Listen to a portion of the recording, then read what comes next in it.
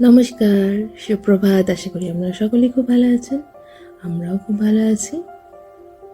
আজকে ভাবছি আপনাদেরকে নিয়ে যাব আমাদের বিচ সাইডে, মানে সমুদ্রের ধারে। কারণ আজকে হচ্ছে রবিবার, ছুটির দিন। তো সকাল সকাল তেমন রান্না করার কিছু ছিল না, কারণ আগের দিন রাতে বিরিয়ানি বানিয়ে রেখেছি। তাই ভাবলাম যে আজকে খাবার দাবার প্যাক করে সমুদ্রের ধারে বসে একটু রোদ পোহানো হবে, খাওয়া হবে। যদি এখনও পুরোপুরি গ্রীষ্ম আসেনি, একটু ঠান্ডা ঠান্ডা ভাব আছে, তাই জন্য এই সমুদ্রের ধারে রোদটা বেশ ভালোই লাগবে। তাই জন্য বেরিয়ে পড়লাম। চলুন।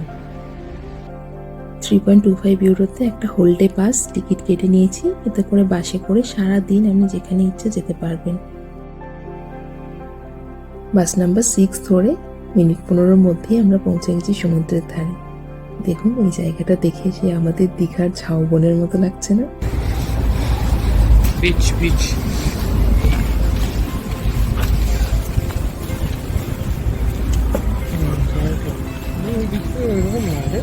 হুম,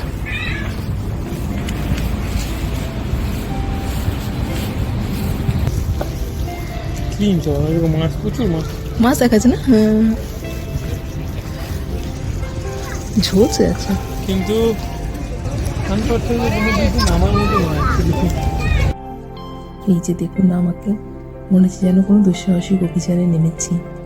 আসলে সমস্যা হচ্ছে এই বীচগুলো দীঘার সমুদ্রের জগতের মতো নয়, যেখানে বালি থাকে অত সুন্দর। এগুলো সবই পাথুরে, যে কারণে একটু ভয় থাকে বড় বড় পাথরে পড়ে গেলে খুব ভালো মতোই চোট পাবো। সেই জন্য এত সাবধানে নামছিলাম।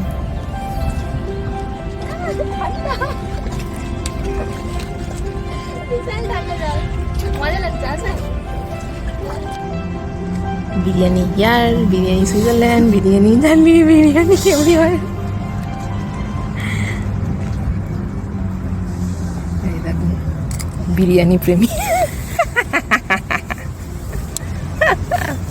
বিরিয়ানির সাথে বাঙালির একটা অদ্ভুত টান, সে আপনারাও জানেন। তা এটা বারবারই হয়ে থাকে। আমরা সে যেখানেই ঘুরতে যাই তার আগে বিরিয়ানি বানিয়ে নিয়ে যাই। সুইজারল্যান্ড গেছিলাম, প্যারিস গেছিলাম, তখনও আমরা এই বিরিয়ানি বানিয়ে নিয়ে গেছিলাম ট্রাভেলের সময়।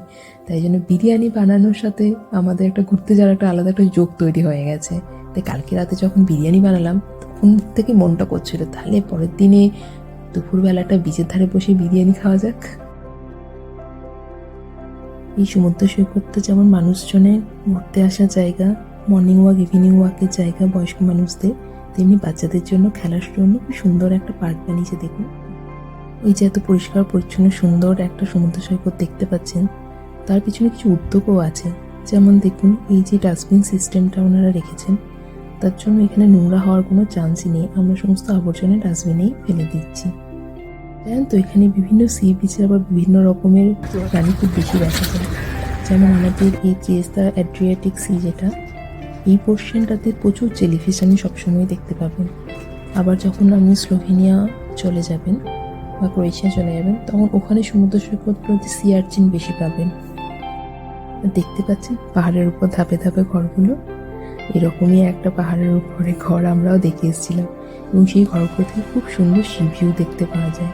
যদিও আমরা থাকি এখন শহরের মধ্যেখানে, মানে সমতলে, কিন্তু এরকম চারিদিকে ত্রিয়েস্তা শহরকে ঘিরে পাহাড় আছে, সেই পাহাড়ের উপর ধাপে ধাপে ঘর উঠে গেছে।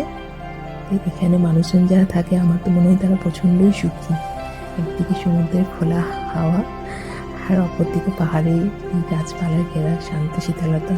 খুব সুন্দর একটা শহর। যবে থেকে শহরটা এসেছি, এই শহরটার একটা আলাদা টান হয়ে গেছে আমার।